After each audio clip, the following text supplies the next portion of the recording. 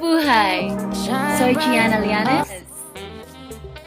Growing up in both Mississauga, Ontario in Canada and Mandaluyong City in the Philippines, I've always had a fascination with exploring different cultures and discovering the stories of my surroundings. Therefore, graduating with a bachelor's degree in communication, a minor in French, and currently taking up my master's in psychology at Harvard University.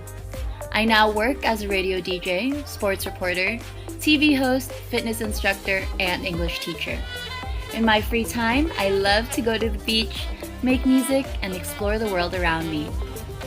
Last year, I started my own initiative, Bright and Blue, which distributed relief goods, conducted seminars and activities, and ultimately retold the stories of victims of loss in marginalized communities that were affected by the COVID-19 pandemic and numerous natural disasters around the globe. Since I was in university, I've also been giving talks on body positivity, mental health, and the preservation of our environment. My grandmother, who stands with pride in her Spanish ancestry, has always been my inspiration in representing an empowered woman. She reminded me that beauty is meaningless without kindness and compassion. And for this reason, I count every day as an opportunity for my voice to be heard when bannering that every woman is a queen because of their capabilities. They say that glamour is shine and confidence. And in everything I do, I make sure to leave a little sparkle behind.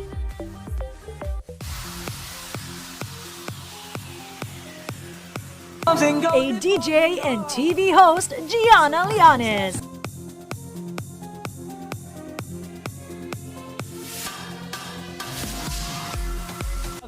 Mandaluyong City, Gianna Llanes. My name is Gianna Llanes and I am your eco-angel from Mandaluyong City. I had always had a sense of adventure, and I think my curious mind stems from growing up in Canada, but being under a household that values Filipino culture. Now, as a radio DJ, sports reporter, and journalist, my inquisitiveness has even increased more and has influenced me to looking into my advocacy, natural disaster risk education.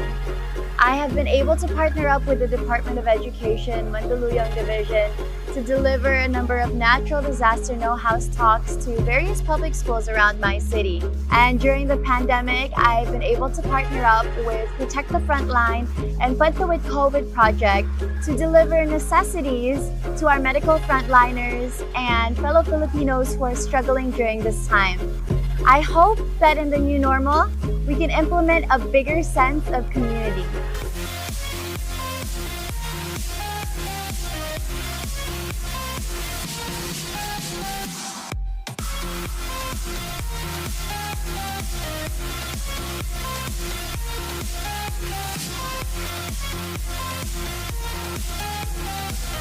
This is your question. There are lots of conflicting news you get to read online on the internet.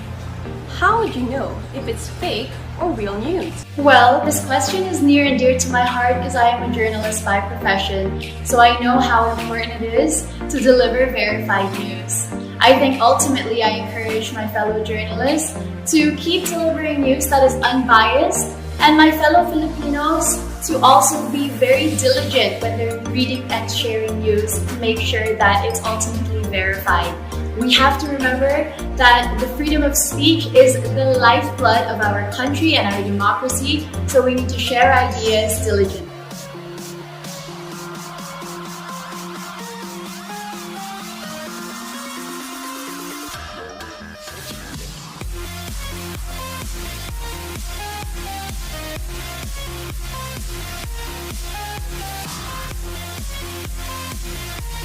We have Mandaluyong City, Gianna Llanes. Hi, Gianna. Hi, Paolo. How are you? I am good. Thank you for asking. So let's chat a bit. Before your final question, how did you prepare for this particular pageant? Was it any different from the other pageants that you joined? This is actually my third pageant ever, my second national pageant, and honestly all of my preparations had to be mental, just because this is a virtual pageant. So I asked myself if I was really capable of pursuing this, but the city that I'm representing has gone through a crazy time these past few months, so I have been really push to represent my Tiger City well, and my preparations were with that, finding even more of a passion for my advocacy and helping out my community. All right. What important qualities should a leader display in the midst of a pandemic? I think that ultimately, our leaders nationwide and internationally should really display compassion. With this pandemic, hundreds of thousands of people have lost their loved ones because of this invisible enemy.